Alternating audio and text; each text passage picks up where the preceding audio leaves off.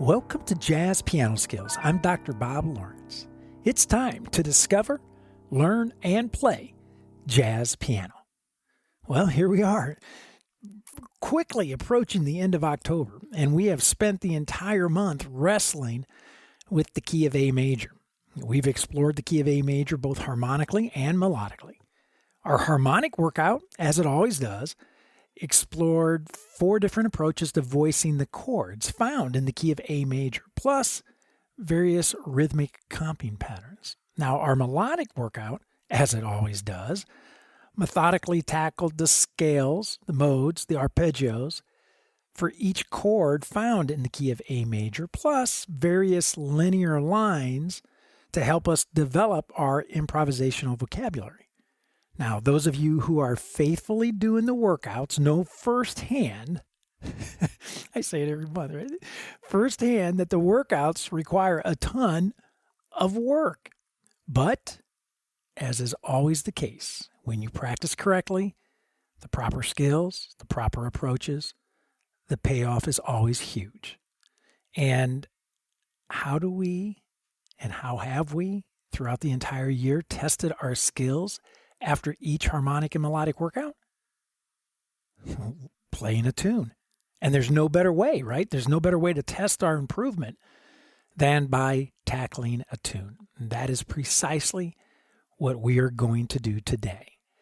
So today, you are going to discover a classic jazz standard from the classic movie Casablanca as time goes by. And you're going to learn the chord changes, harmonic function, and musical form of As Time Goes By. And you're going to play various voicings and various chord scale relationships for As Time Goes By, which will then be cultivated into a jazz solo. So as I always like to say, regardless of where you are in your jazz journey, a beginner, an intermediate player, an advanced player, or even if you consider yourself a seasoned and experienced professional, there's no doubt you will find this Jazz Piano Skills podcast lesson exploring the great jazz standard As Time Goes By to be very beneficial. But before we jump into studying As Time Goes By, I want to, as I always do at the beginning of every podcast episode, I want to take a moment and welcome all first-time listeners. And if you are indeed new to Jazz Piano Skills, if you are listening to this podcast episode for the first time, I want to invite you to become a Jazz Piano Skills member. Now, all you have to do, visit JazzPianoSkills.com, check out all of the educational resources, the materials, and the services that are available for you, waiting for you to help you discover, learn, and play jazz piano. Now, for example, as a Jazz Piano Skills member, you have access to all of the educational podcast packets, the illustrations, the lead sheets, and the play-alongs. These are educational tools that I develop, I produce, and publish for each weekly podcast episode. And you're going to want to have these materials in your hands as you listen to each episode. And you certainly want to have the materials sitting on your piano as you practice. Now, you also, as a Jazz Piano Skills member, have access to the online sequential jazz piano curriculum, which is loaded with comprehensive courses. All of them use a self-paced format. There are educational talks for you to enjoy. There's interactive media to help test your conceptual understanding of the jazz piano skills being taught. There are video demonstrations of each piano skill in all 12 keys, play-alongs, and much more. You also, as a Jazz Piano Skills member, as I like to say, have a reserved seat in the weekly online masterclasses, which are, in essence, a 1-hour lesson with me each and every week. You also, as a Jazz Piano Skills member, have access to the online interactive fakebook, which grants you access to jazz standards from the Great American Songbook. You'll be able to enjoy lead sheets outlining the chord changes, lead sheets outlining the harmonic function of each tune, chord scale relationships, play-along files, historical insights, inspirational recordings, and much, much more. The interactive fakebook is an ever-growing collection of tunes that you should absolutely discover, learn, and play. You also, as a Jazz Piano Skills member, have access to the online Jazz Piano Skills community. Now, this is a private community that hosts a variety of engaging forums. There are podcast-specific forums, course-specific forums, and of course, there are just general jazz piano forums for you to enjoy. I encourage you to get involved. As I like to say, I want you to engage, share, and grow. And last but certainly not least, as a Jazz Piano Skills member, you have unlimited private, personal, and professional educational support provided by me whenever and as often as you need it. So when you have a moment, please take a second and visit JazzPianoSkills.com to learn more about all of the educational opportunities that await you and how to easily activate your membership. Once you get there, if you look around, if you have any questions, please let me know. I am always happy to help you in any way that I can. Right now, there are several membership plans to choose from, but I am quite certain there is one that is perfect for you. But again, if you have any questions, just reach out. I'm happy to help you. Okay. Now let's discover, learn, and play jazz piano. Let's discover, learn, and play the great jazz standard from Casablanca as time goes by. Okay, as I mentioned earlier, the last 2 weeks have been pretty intense with our key of A major harmonic workout, our key of A major melodic workout. Our harmonic workout extensively explores 4 very specific approaches to playing sound harmonically. In other words, playing chords. And our exploration was not simply about playing the 7 chords found in the key of A major. It was about how to approach voicing the chords so that you are playing stylistically correct sounds. In other words, your chords need to sound like jazz.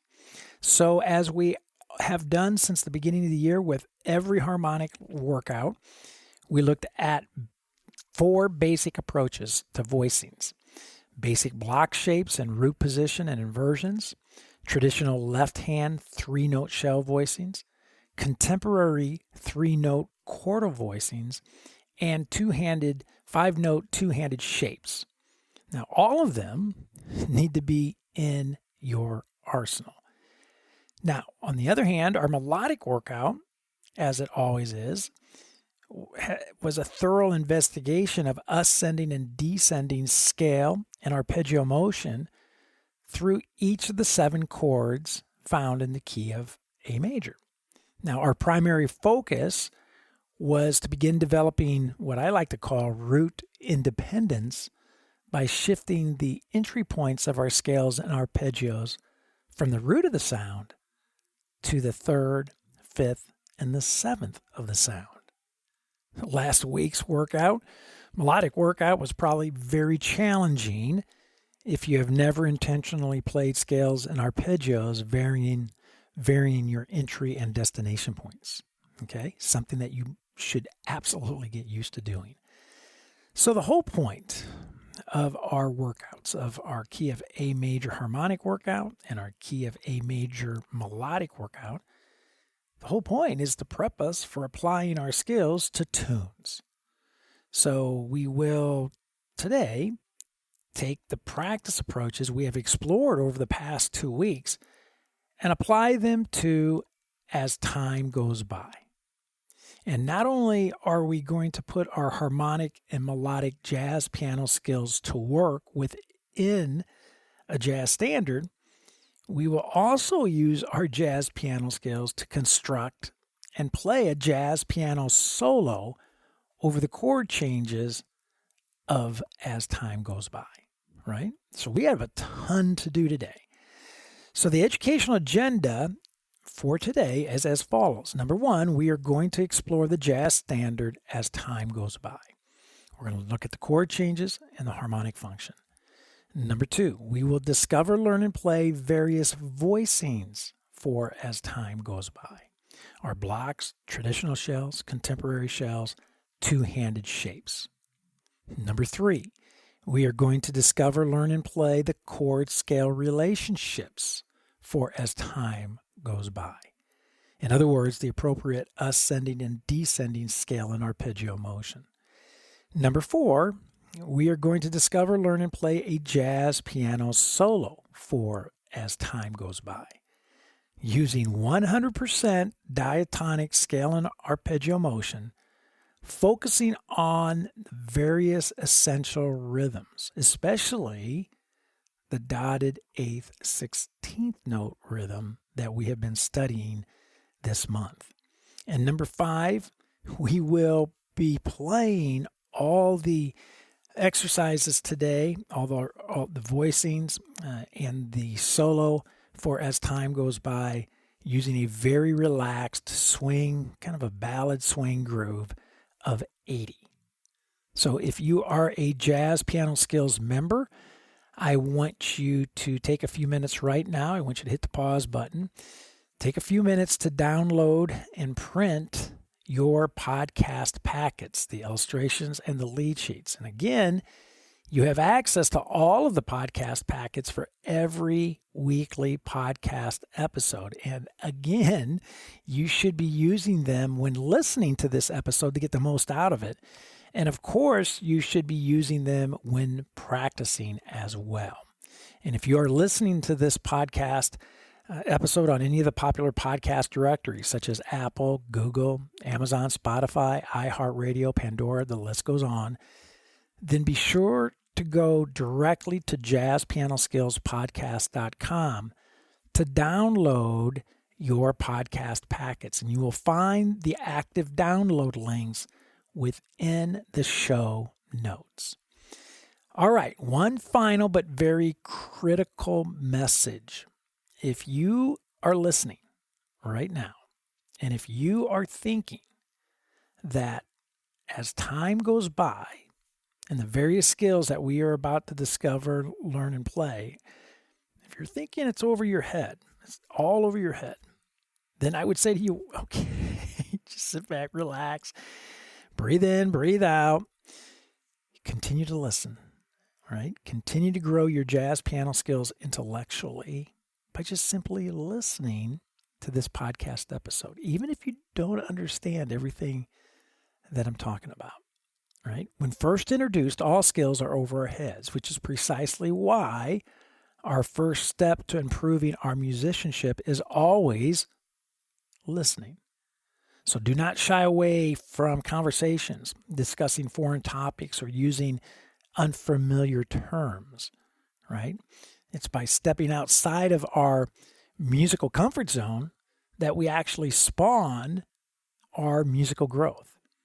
Now, as you have heard me say a million times, all musical growth begins upstairs, mentally, conceptually, before it can come out downstairs physically in our hands. So I just want you to sit back, listen to this podcast lesson now to discover and learn. The play, as it always does, will come in time.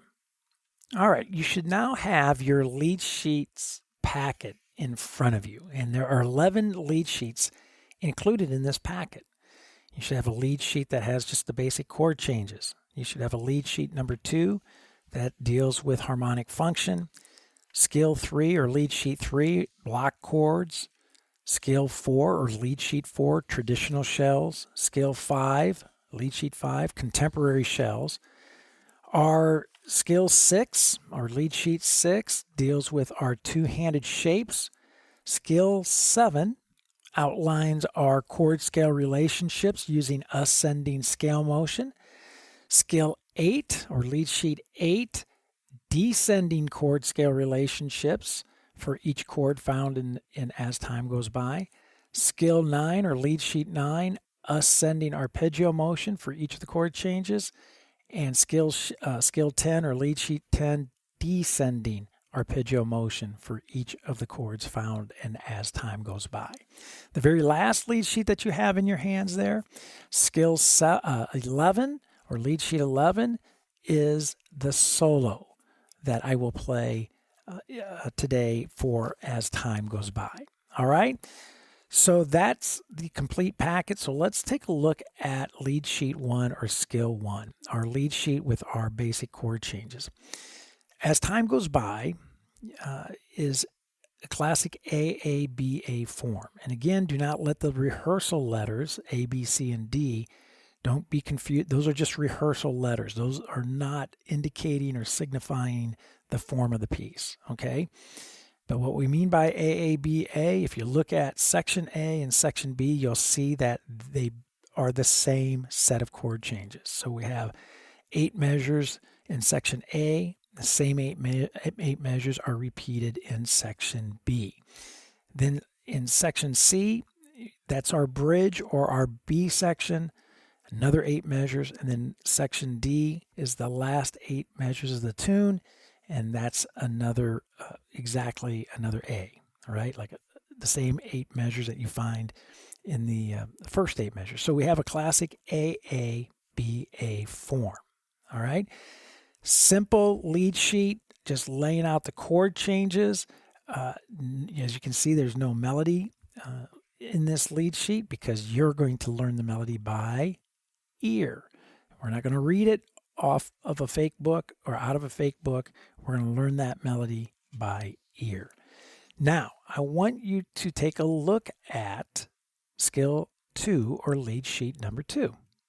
Here we have the exact same layout, except instead of the chord changes, we have our Roman numeral representation of the chord changes, or like I like to say, the harmonic function of the piece. This lead sheet, I cannot begin to stress enough, to learn a tune in this manner, to where you actually study the harmonic function, how the chords are moving. For instance, right there in measure 1, the 2 minor going to the 5-7, right? Understanding 2-5 relationships, or how about measure 3 and 4, the 1 chord going to the 2 chord going to the 3 chord going to the 6 chord, right? These Roman numerals illuminate relationships, harmonic relationships. The harmonic relationships is what the ear locks onto and begins to hear and begins to recognize in all songs that you play. Just reading chord changes off of a lead sheet will not do that for you. Your ears will continue to grow and mature as a jazz pianist when studying harmonic function and practicing from harmonic function lead sheets. So again, I cannot stress enough to you the importance of playing through as time goes by, reading from this lead sheet, okay? So skill 1, skill 2, skill 1, basic lead sheet with the chord changes, lead sheet 2 or skill 2, lead sheet denoting the harmonic function of the tune as time goes by. All right, so now let's take a look at lead sheet 3 or skill 3.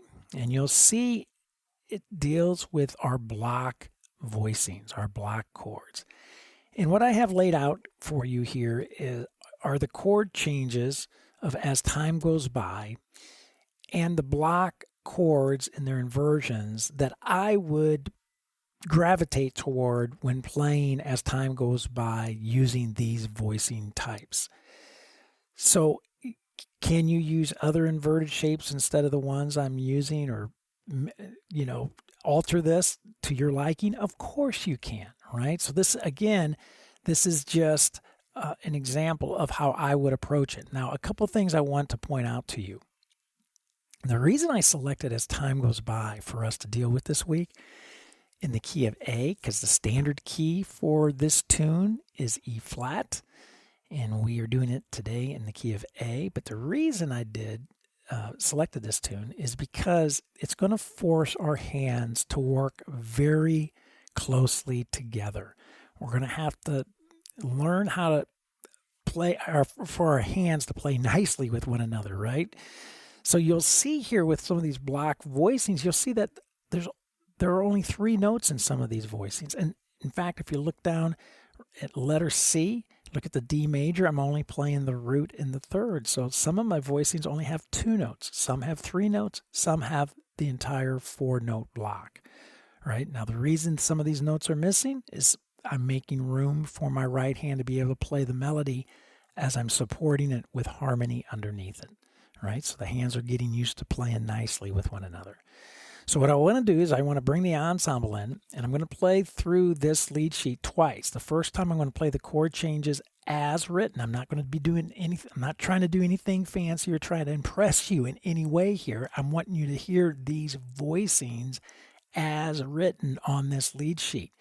I want you to be able to digest them orally as you listen to this. The second time through, I'm going to place the melody on top of these chord changes. And again, I'm not trying to do anything fancy. I'm wanting you to hear how the melody works and sounds with these voicing types. So let's bring the ensemble in. Let's check out as time goes by using traditional block voicings. Here we go. Check it out.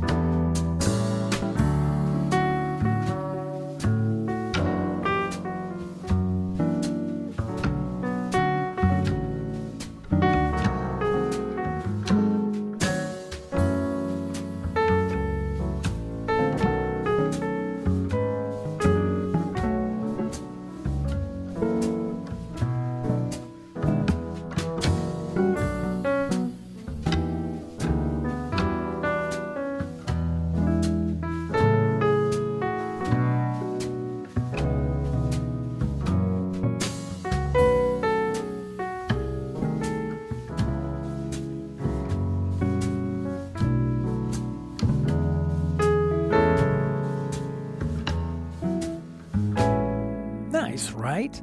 You know, I've said this before in previous podcast episodes where we have studied tunes and we go through all our voicing types, that if this is where you are with your voicings, you're playing block voicings and they're inversions, you know nothing about traditional shells, you know nothing about contemporary shells, you know nothing about two-handed shapes, I would say to you, fantastic, congratulations, because this is where it begins. And these are legitimate voicings. These are a legitimate way to approach playing these chords. I still use these voicings today when I play. And you can make a lot of music playing these block shapes in your left hand, melody in your right hand. Okay? So enjoy being at this stage and enjoy getting these voicing types under your hands. They will serve you well for many years. Now, let's take a look at lead sheet 4. Now we're getting into our traditional shells, our 3-note shapes. And our 3-note shapes are always including the 3rd and the 7th, and then one additional note, maybe the 9th, maybe the 5th. Okay? And again, you'll see that some of these shapes, instead of 3 notes, there are 2 notes. And again, the reason being is because I'm making room for my hands to work nicely with one another. Okay? So I want to bring the ensemble back in. And again, I'm going to play as time goes by twice. First time through, I'm going to play the voicings as written on your lead sheet. Second time through, I will drop the melody in on top of these voicings so you can hear how they sound together.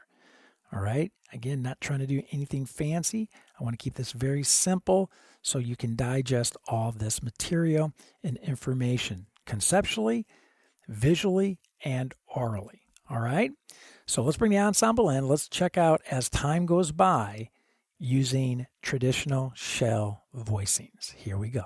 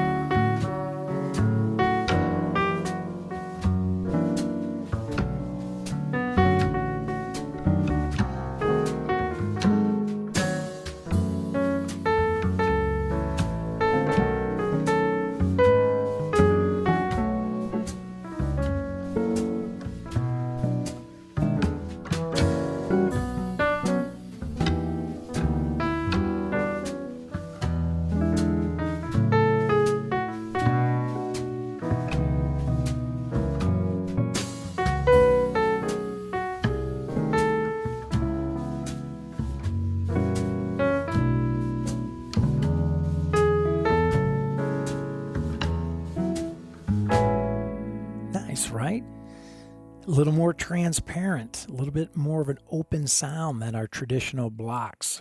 Our blocks are have much more density. Our traditional shells open up a little bit. Our contemporary shells, when you look at skill 5 or lead sheet 5, open up even more so. And the reason being is because these shapes now, instead of having an interval of a third involved, we are dealing with shapes that are primarily built off the interval of a fourth. But once again, if you're looking at the lead sheet, you'll see some of my 3-note shapes are missing a note. There are only 2 notes. And once again, it's because my hands have to learn how to play nicely with one another. This melody, as time goes by, in the key of A, gets down into left hand territory. Okay? So let's bring the ensemble in, and once again, I'm going to utilize the same format, playing through it twice. First time through, I'm playing the voicings as notated on your lead sheet, in your lead sheet.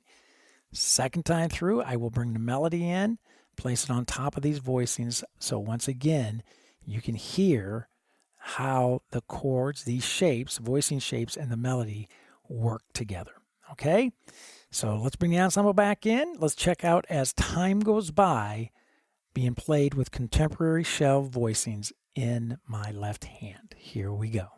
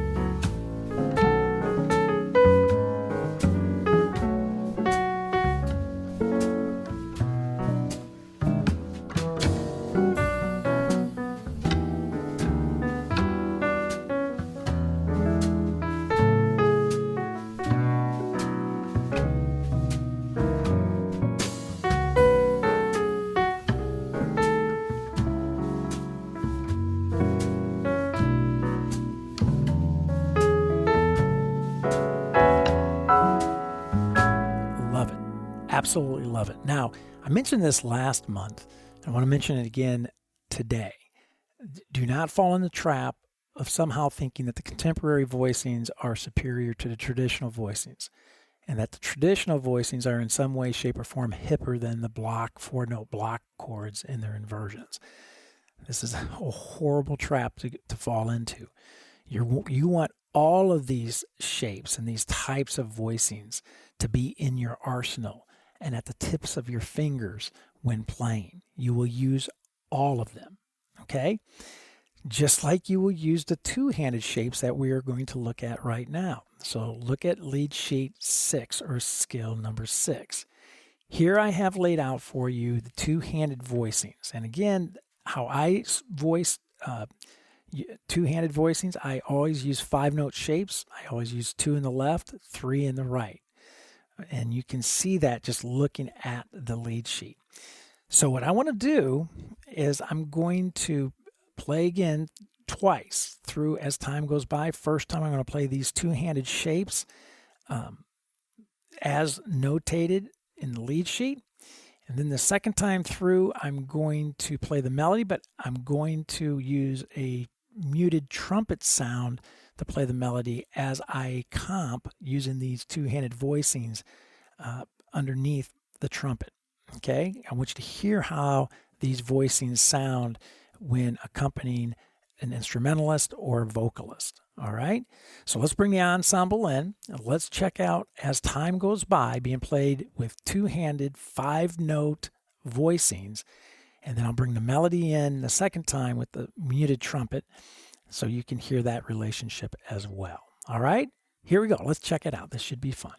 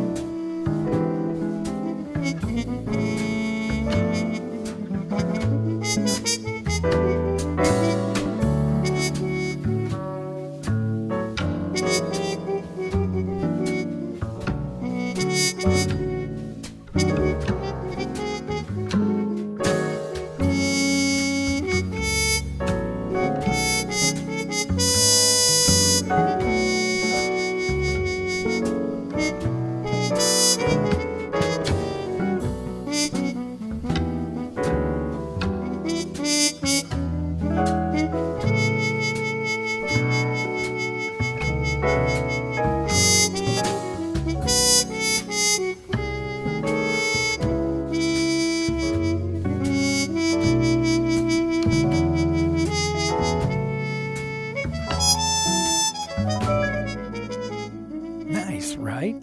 Now, I don't want you to think that these two-handed shapes are only used for ensemble type playing, because I utilize them when playing solo piano as well. And I utilize them when playing in an ensemble, playing solo. You'll hear me when I play the solo, I mix two-handed shapes in with my shells, with my blocks, with my contemporary chordal voicings, traditional shells. I use all of these voicing types when playing, okay? All right, so now I want you to, actually, before we jump to the solo, I just want to draw your attention to lead sheet 7, 8, 9, and 10. These lead sheets outline the chord scale relationships, the modes, if you will, for each of the chords found within as time goes by. I have ascending and descending scale motion laid out for you, and ascending and descending arpeggio motion. Now, I don't have time to play through all of the chord scale relationships today, but take a look at those. I have everything illustrated from launching from the root, but you should also practice these chord scale relationships launching from the third, the fifth, and the seventh of the sound, just as we did in our melodic workout last week. Okay? So if you have any questions, let me know. So now let's jump to skill 11, or lead sheet 11, and this is the solo for As Time Goes By. Now, we have been focusing on this month primarily the rhythm, the dotted 8th, 16th note rhythm. And as you can see in the solo, I focus on that rhythm as well.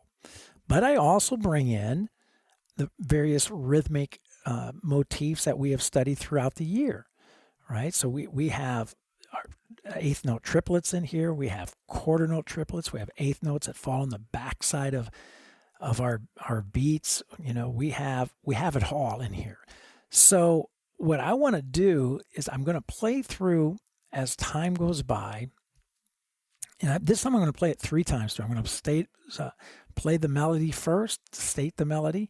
Second time through, I'm going to play the solo. And then the third time through, come back and play the melody again. Okay? So let's just listen to it, and then we can talk about a few things after I play it. So here we go. Check it out.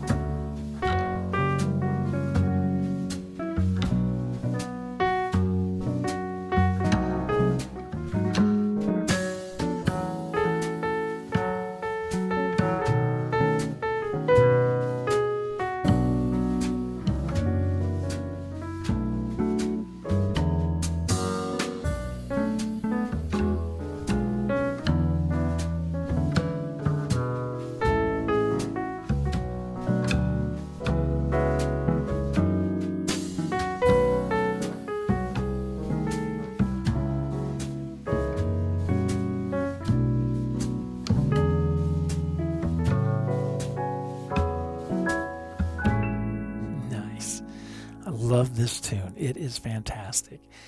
So, okay, couple things about the solo that you just listened to. I would encourage you to, as we have done with all of our rhythmic work throughout the year, practice these rhythms first and foremost by tapping them or clapping them out. You can also approach them very academically if you want, by writing in a way to articulate each of the rhythms using either numbers or syllables. You can also isolate. You do not need to play this solo from the upper left-hand corner to the bottom right-hand corner. I encourage you to practice maybe a couple measures at a time, maybe one section at a time, right? Really get used to playing these rhythmic ideas in time. And please understand that the entire solo, again, 100% diatonic motion, 100%. In other words, I am not playing any notes that fall outside of the chord scale relationships outlined in your lead sheets. I always stress to students that they shouldn't even begin to improvise before knowing the melody of a tune. And I can take it a step further. You really shouldn't even begin to improvise until you can improvise using all diatonic notes before you try to include notes that fall outside of the key, right? Before you start using upper and lower neighboring tones, enclosures, and so on. So diatonic, being able to solo using diatonic motion, very important. This solo does exactly that. All right? And again, if you have any questions, please let me know. Be patient and have fun with as time goes by. It never fails, right? We always unpack a ton of information in every podcast episode. And today, certainly no exception as we set out to discover, learn, and play as time goes by. As I try to do with every tune study, I want to model for you how to begin truly learning a tune, how to connect the what and the why and the how of your practicing to an actual piece of music. In other words, how do the jazz piano skills that we have been focusing on, studying and practicing, how do the jazz piano skills translate to playing? Now, I want you to think about this, and I bring this up every month as well. If you are unable to apply your practice approach to the learning of a tune, like we did today, I would say to you that you need to really sit down and examine how you practice. Another way of saying this is that if you do not see the jazz piano skills you are practicing in the tunes that you are playing, then you have a disconnect between the two, which is not good. You've heard me say this many times on many different occasions, that harmony and melody are the same, as indeed they are. But I can go a step further. I can say that jazz piano skills and tunes are the same as well. Another way of saying this is, if you do not practice jazz piano skills, you will not be able to successfully play tunes. That's a brutal fact. And hopefully you're beginning to see that jazz piano skills are indeed tunes, and tunes are indeed jazz piano skills. As I like to say, the only difference is one has a fancy name, like As Time Goes By, and one does not. If you are beginning to see jazz piano skills as tunes and tunes as jazz piano skills, then you are on the right track. You are on the correct path. Success is inevitable. I said this in previous podcast episodes since the start of the new year, and I want to stress it again today. If you hang in there with me, and we only have a couple months left, if you hang in there with me through the end of the year, you will love where you are musically. I promise you. I want to encourage you, right? Use these podcast packets that you have in your hands, the illustrations and the lead sheets, to guide you, to help you, right? You've heard me say this over and over again as well. Conceptual understanding determines your physical development. So take the time to really invest in studying and mapping out these voicings, these ascending, descending scale and arpeggio motion from various entry points, right? Do this intellectual study away from the instrument, preparing for your time at the instrument. The return on your investment cannot be adequately expressed. Impossible. And most importantly, and I mention this every week as well, just be patient. Developing mature professional jazz piano skills takes time. So begin structuring your practicing after the playing demonstrations that I modeled for you today in this podcast episode that I modeled for you last week in the melodic workout and the week before that in the harmonic workout. And you will begin to see, you'll begin to feel and hear your progress. I guarantee it.